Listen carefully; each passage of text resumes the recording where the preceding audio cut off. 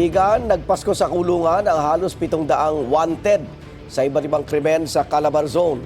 Dahil sila sa paskulong na operasyon ng pulisya matapos tangkain ng ilan sa kanila na makipag-reunion sa mga kamag-anak. Walang pahayag ang mga hinuli. Lagi una ka sa balita ni John Consulta, exclusive.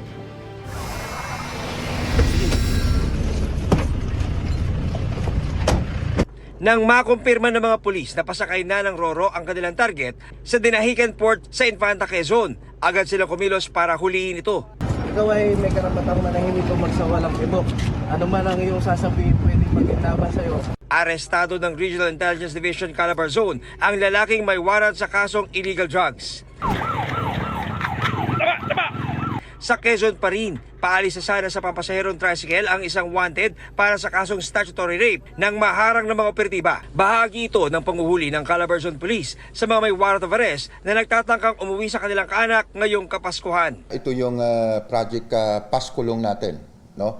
Na yung mga kapulisan natin is magkagalugad, no? Not only here in Calabar Zone but in other regions doon sa mga most wanted natin.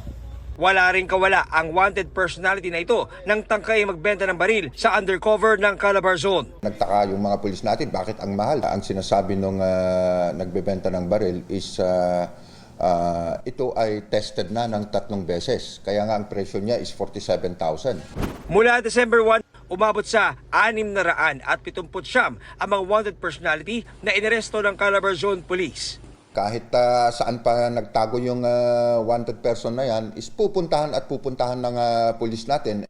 Ito ang unang balita. John Consulta para sa GMA Integrated News.